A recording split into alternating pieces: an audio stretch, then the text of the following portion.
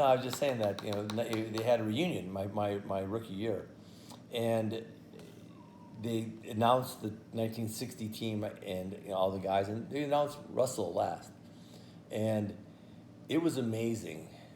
The Garden, how it erupted for Russell, and how all the guys out there looked at him so differently. And then obviously he shook everybody's hand and just went down. It was very dignified.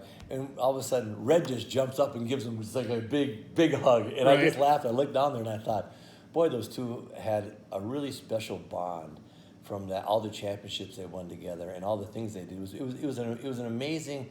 I remember looking at that thinking, wow, I'd love to have a bond like that. Mm-hmm. And we ended up with our team having a bond like that. But you could just feel all the stuff they had gone through. It's pretty cool. How would you compare the greatness of Russell to, say, Michael Jordan? Different. Russ was just Michael was really a talented scorer, could really defend when he wanted to defend. He could do anything he wanted to do on the basketball court.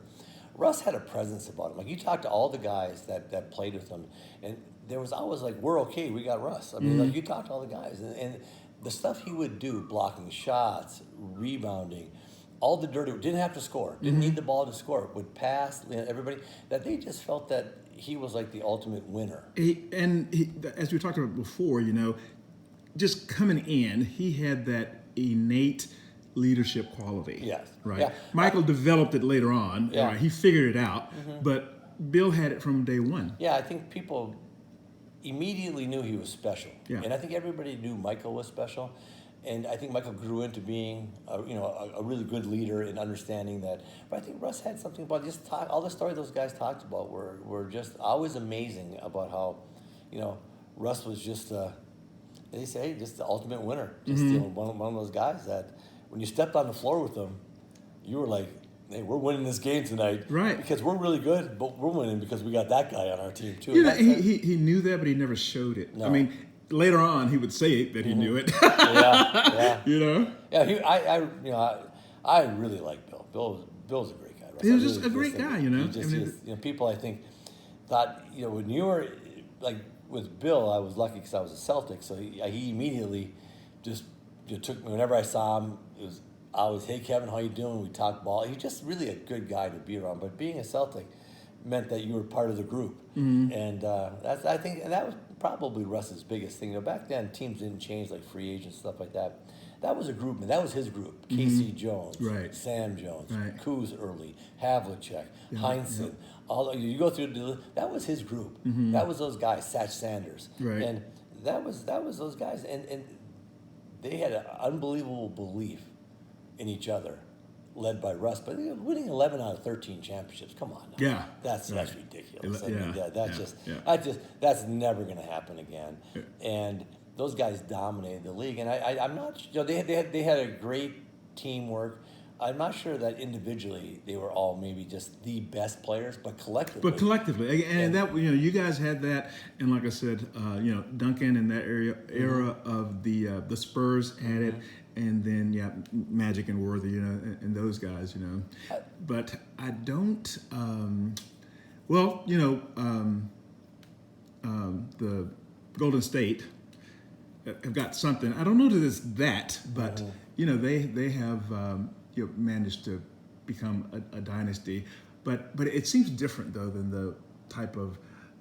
They have a lot of infighting and so forth. That I didn't see in you guys. Yeah, they had a little more beefing, but when you looked at them, and this is even with KD and before KD, because they won the championship before Kevin Durant went there. They had ability to rally around each other. They might have a little bit of volatility, but when you push them and you could see them come together. And all of a sudden, in a part of a game, you'd be out there and you'd be doing really well and, thinking, okay, hey, we got these guys on the ropes. And all of a sudden, after a timeout or something, you come out and you go, ooh. They bond together. And then, I think all good teams are able to put all that stuff aside and they got one purpose. Like at that point, when Golden State just got singly focused on that we're going to win this game. Right. Doesn't matter. We're going to win this game. They played at a level that, that's why they were able to have so much success that it just was really hard for teams to match that level. Right. And I think Curry is a leader. Yeah, I do too. And he knew how to, when KD came in, he stepped back, right? And but then when KD was gone, right? Then he, Yeah, well, he we'll stepped see up. this year because no Klay Thompson with the ACL injury. Durant leaving, Curry will be there. But you're right about Curry. One thing I noticed about him, his teammates picked him up. Like if he wasn't making shots, they'd run up behind. Hey, Right. good shot, keep shooting. They pumped him up too. So Right. you can always on some teams like when the top guys not doing well, Right. no one says anything to him. They just kind of they leave him alone. Those guys really seem to rally around Curry. So I always said I never coached him, but he must be a really good guy because he had an entire team of people that would rally around him. And I can tell you one thing. Guys only rally around you at the end of the day if they respect you and Right. like you. Right, And right. that's the error too. Respect first and like second. Right. Like guys that may not like you but really respect you will still pump you up and be with you. So he had both of those where I think his teammates respected him and liked him. So repeat that what you were talking about James Harden, right? Kind of the opposite end of the spectrum. He asked you to tell people to tell him I'm boss or tell him I'm a leader. We're not going to talk about that. Okay. That's a private conversation. That's a private conversation. Okay. Let's see. What else to ask you? So the level of pay today versus when you were playing, has that had a negative effect on the game? Different. I think it makes guys earlier in their career very individualistic because if you put together a resume of points and rebounds or whatever, an all-star team, whatever, you get paid, and you get paid just a ton of money. And so I think guys come into the league and look at none of us had any money getting into the league, so they think, hey, if I can make an all-star team, if I can average 20 a game, if I can have all these individual things, I'll get paid. And I used to always tell them, if you win, you'll get paid. Winning is way harder. If you have talent, putting up numbers is not as hard on a nightly basis as winning games in the NBA. Right. Winning games is much harder than putting Right. up numbers. Right. Putting up numbers, you just got to take extra shots. You got to Right. be a little bit selfish. You Right. can always you're open, but I act like I don't see you. I drive here, I take a shot where you really had a better shot, but you don't win doing that. And so you win by playing. You've got to. You can do a lot of things. If the ball's not going in the hole for you, you got to rebound. You got to defend. You got and you got to understand: are your teammates hot? Who's not hot? The ball's got to find the hot man. There's just a lot of sacrificing that goes into winning, and that's not much sacrificing goes into a guy saying, "I'm going to average 20 and 10 this year, and if I average 20 points, 10 rebounds, I'll be paid $25 million a year." So I think the amount of money that they can make right now is almost pushes some of these guys to be individualistic, and then I think they get to a point where they really want to win, but that comes a little later. So when you see right. young players coming in that really understand winning and sacrificing, might average 20 points a game. Well, that night, there are going to be some nights if you play on a good team with good players. There's going to be some nights you have 10 points. The ball just not going your way. The ball's not going home, but everybody else is hot, and you can win that game by 25 as a team. Right. And you might be the second leading scorer, top leading scorer, and that night, you know what? You have 12 points. Who cares? That's what I always liked about Duncan. Like you talked a little bit about, it didn't matter. He just played the right way. Right. And there were nights he'd have 12 points, 18 rebounds, 7 assists. They'd win by 15, and you just go, Timmy didn't have it going. Well, the next night he'd have 40. Right. And he didn't push any of that, I got to get mine Right. stuff. And he just was much more, he probably was as well-rounded of a player that with ego and great talent, but his ego was just in Right. check somewhere here, which is Yeah. sometimes what happens: great talent, Yeah. and the ego gets bigger than the talent. Right. Yeah. Right. So there's so much musical chairs around the players now. Going from team to team. And I hate that in football. I hate it in basketball because there's just no identity, right? But if that were the case when you were playing, what other team would you have wanted to play for? Yeah, it's interesting. I would have gone to a team that was winning. I mean, they always when everybody went when KD left Oklahoma City to go to Golden State. I said, yeah, he wants to win. I mean, and he won 2 championships. Yep. I would have gone to any team that if they had a chance to win, count me in. If they were a bad team, I had no interest in going there because winning was really what it was about. Right. But the players and I went through an era where there wasn't all that free agency, and players worked really hard to get free agency and be able to make decisions and stuff. And it was years ago it was balanced. Team had all the leverage. They just had a leverage. You were a player, you were here. I think at some point it kind of got here, but all of a sudden now these players are starting to get a lot more leverage over the teams they're demanding to play, and they all get together in the summer and say, let's play here, let's play there and stuff, and it's just that never happened. But so I understand it because everybody fought hard to become a free agent, and but free agency I think it takes a toll on teams. I think having teams together, like you had mentioned the San Antonio team a couple times. I mean, Manu Ginobili, Timmy Duncan, Tony Parker, and then you look at that was the main three, and they kept a lot of their pieces around. So you knew that team. You got accustomed to it. They knew each other. Right. Now it just seems like a little bit of musical chairs that are going on, and I'm not sure. Players are making a ton of dough, which is great. But I'd like to see some teams like I admire Lillard in Portland. He said Damian Lillard said, "Hey, I'm here. I'm going to make this into a championship team. Right. I'm not going to go to some team that's already formed." Right. And I'll give him. I don't know if they'll win a championship in Portland, but I give the kid credit. Like he's saying, "No, I'm planting my flag here, and we're going to get it done." The other team that I forgot to mention, that had that cohesiveness was the early, the Walt Frazier Knicks. Oh yeah, no question. They had a great run in that era. Frazier, DeBusschere, Lucas. They were such a good team though. And when they got Earl Monroe when he came there, he just pushed him over the top. Earl was able to get shots. Earl was able to get his when he needed his, but he played with the other guys well.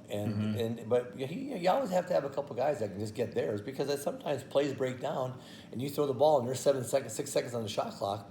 Well, that guy can go create his own shot. Willis Reed. Yeah, well, yeah, absolutely. They had a great team. That was funny because that team, early '70s team, kind of butted up and fought against the other Celtics team that was really good with JoJo White and Charlie Scott, Havlicek, Collins, Paul Silas, that whole group. They had some really was good Walton with them? No. He was after. Yes. Yeah. They had some really good battles, and those teams they won a couple championships. They had a 4 or 5 year period where the Knicks were right in the mix for a championship every year. And same with that Celtics team. Yes. Just there's other good teams out there. So if you can go on a run in our league and make a 6, 7, 8 year run, that just doesn't happen much because teams they change so much in the salary structure. But making a long run is really a cool thing. I like watching it. That's why. Part of me was hoping that Golden State would kind of keep it going. It makes everybody chase them. Like, you got to be really good to beat Golden State, and everybody knew that. Right. And so I don't mind having a dominant team. You know what? They set the bar, and everybody tries to get to it. Right. So, LeBron, Kobe, or Michael? Oof. Well, I'm probably more partial to Michael because I know him and played with him. And, he's a good guy. So Michael. But I'll tell you what. To me, LeBron reminds me a lot more of Magic and Larry. That if you got it going, he understood you got it going, and he just kept feeding you. He was like, you know what? This guy's got it going. I'm going to let him keep getting his and just keep on feeding the hot man. And so, to me, LeBron overall is such a great rebounder, such a great passer, great facilitator, scores the ball well. But he kind of had the game, I think, that he could play second fiddle, and it didn't bother him. Michael was never a second fiddle guy, man. He was like, same with Kobe. Those guys were alpha males. Right. They were taking it to you. But LeBron's an alpha male. But you see guys get hot. He just feeds the hot man. He plays. He's kind of a throwback guy. He just plays the game the way it should be played. I've got huge amount of respect and admiration for him. I think that LeBron has the physical capabilities, over Michael. I think. One-on-one, that LeBron could probably beat Michael. The intangible that Jordan has was that insatiable need to win, right? And I think that the people around him, they would get on that wave and go with him, right? Yeah, so I think he really elevated the play of the people around him, I think, more than anybody that I've seen. And and Kobe certainly he had the the capabilities, the scoring capabilities of Michael had, but he wasn't.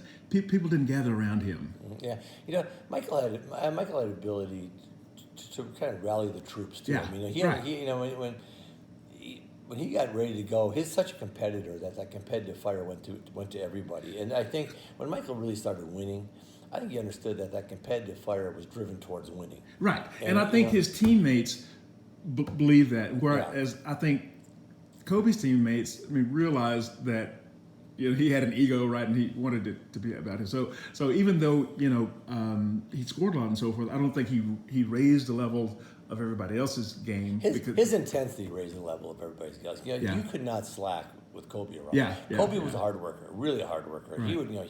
He put in his time, and he expected you to be as competitive as he was. He expected you to be all the things he was. Mm-hmm. And I think that when you're ultra competitive like he is, I think people disappoint you because there's not a lot of people like that. And so I think that's why Jordan didn't turn to be a good coach. Yeah, different. He was. It's as a GM now. He's the owner, so he's he's making the final decision, but he's not in the decision making all the time. Michael had the ability but I think all those guys did it. But look at leadership comes in different forms. Kobe's leadership was that he was such a fierce competitor that he made everybody kind of come to his level. Mm-hmm. But if you didn't come to his level, I don't think he was afraid to tell you that you're not at my level and you better get going. Mm-hmm.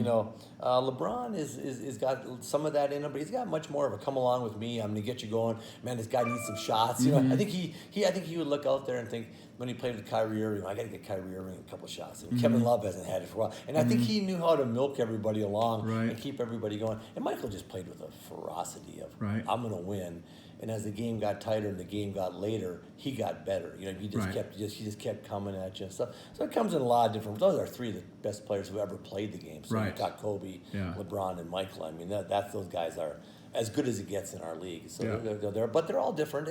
But I think that's true with everybody. I think everybody is different in our league. There's no cookie cutters. Everybody's individual, and I think I always. This is guys gonna be the next, and they name whoever. Mm-hmm. I'm like, there's one of that guy. I always would tell players, be the first one of you. Right. Don't try to be another Michael because that ain't happening. But be the first one of you. Be the best version of you as you can be. Mm-hmm. And those guys are. They make the game. Those guys like Magic, Larry. There's certain names that you can Kareem.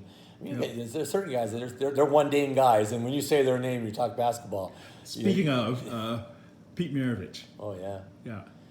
I love Pete. Pete. I was with Pete a little bit. Right? His last stop was in Boston my rookie year, and he was as a kid growing up, watching Pete Maravich, and it was just amazing.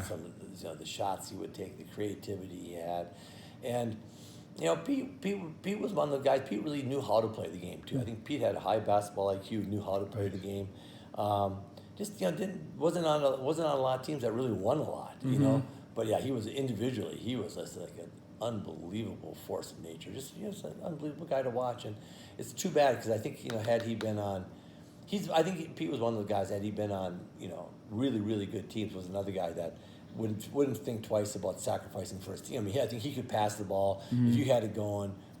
Let you get it going. But Pete put up some numbers, boy. Yeah, that's for sure. Oh, he was just it was really tragic what happened with him. But had a heart attack. It was amazing. And we talked about him. Another guy, Dennis Johnson, had a heart attack so young. It was just never saw that coming. Just amazing. Yeah, and Danny. Yeah, Danny's had a heart attack. Danny had a heart attack last month. He had his first heart attack at 50 and had a heart attack this last spring. Right. So he needs to get healthy and eat better. He said he's eating all grasses now. That's just no meat. Right.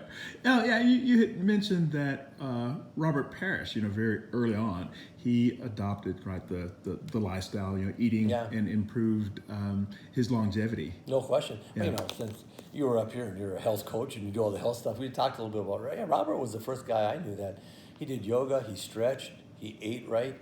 Robert was the first guy that really talked about food, and we just ate whatever we ate. I never thought twice about what we ate. Mm-hmm. But Robert was really knew what he wanted to eat. Knew at that time there was a lot of carb loading and a lot of different stuff. I'm not sure that looking back on it, I'm not sure that was actually the way to go. But for an athlete, you're burning so many calories. Maybe you probably need some of those carbs. It'd be hard to maybe not have that. But anyway, Robert really, but he got into the stretching, got into yoga. He was, and he played until he was 41, and never really had any major injuries. And if you see Robert today, Robert looks, Robert's 64, 5. Robert Right. looks like a 50-year-old. Yeah. Yeah, he looks Yeah. still in great shape. Looks Yeah, great. that's that. Yeah, I was mentioning. John Sally, same type of Yeah. thing. He went vegetarian. Very early on, started watching his diet and so forth. So, and then you said Isaiah Thomas. Did he? Yeah. Yeah. Yeah, Isaiah Thomas was healthy. We were just talking about it, and we were talking about the thyroid, which Yeah. you do a lot of work on. Right. And one day Isaiah Thomas and I were talking, and he said, "Yeah, it's really amazing. A lot of black people have thyroid issues." And the only person I ever heard that was from my wife Lynn, of course, who studies under you. Right. Had told me that, and I was like, "Really? I never thought of that." And he said that. I said, "Where did you learn that?" He has a doctor in New York that told him, but that was the second time I'd ever heard that. Right. And it kind of surprised me. I was like, "Oh, Isaiah knows what he's talking about." Well, So he it's was- the yeah. only that just blew me away because that's the only other time I've ever heard that come out of anyone's mouth but mine. Yeah, Right. yeah, Yeah. and that's what I'm saying. It was such an odd thing. I was like, where did you hear that? I mean, where did you get that from? And yeah, he talked with a guy, but you believe that 100% that's an issue Yeah. with a lot of the that's why we talked about this too. After your career, a lot of these guys, my old teammates, old players I played against and stuff like that, if they knew a little bit more about how to take care of themselves and thyroid and stuff and everything else, I think they'd be able to be healthier longer. You get beat up a little bit physically because what you course. do, but that doesn't mean that that you can't have your body work as Yeah. efficiently Again, as it we can. mentioned Tom Brady in Yeah. that conversation. Yeah, well, a lot of food-driven stuff, and Tom does a lot of different things, Brady, than a lot of people do. But look how well it's working for him. Yeah. If I started in the NBA now at 22, I would I'd do a lot of things differently, but Right. way differently, by the way. But Right. we didn't. You only know what you know. Right. And we Right. had a good time, played basketball. We thought we were. Rehydrating our bodies by drinking beer. No one told us that we weren't. Right. Yeah. That doesn't turn out to be such a bad choice, if you don't get too much of the alcohol. But because beer, particularly dark beer, has a lot of those things that I'll talk about. Like that in the purple potatoes and Yeah. red wine and that type of thing. So, speaking of segueing into as you've gotten into this, now you guys are growing all your food, right? And you get your Yeah. purple potatoes, right? Yeah. So Yeah. what did you think about those the first time? My wife said we gotta plant purple potatoes. We have a garden, and we grow our own chickens, make omega-3 chickens by what we give them. Right. And so we have egg-laying chickens, and we have meat chickens, and all kinds of chickens. And the purple potatoes I'd never heard from before. So I asked the guy at the feed and seed store. I said, "You got any purple potatoes?" He said, "I happen to have some." I said, "I'm in." We've been planting purple potatoes now for a few purple potatoes now for a few years, and I really like them. But Yeah. you were saying that that purplish, that darkish color really gives it a lot of nutrition, but also helps with anti-inflammatory. Right. Helps with a lot of different things. So. My wife tells me to plant them. I plant them. Yeah. Today you and I went out and we picked some. Yeah, picked some. Yeah, potatoes, they were great. Yeah, yes, I'm going to start putting those. We'll get these square foot gardens going, and I'm going to teach these veterans, how to which types of foods to plant, and and put them have them sell those to fund our nonprofit. Yeah. Right. Yeah. Well, potatoes. If I can grow them, anybody can grow them. Yeah. Because We were saying that's gardening for dummies. Yeah, that's idiot proof. All right. All right. Well, is she telling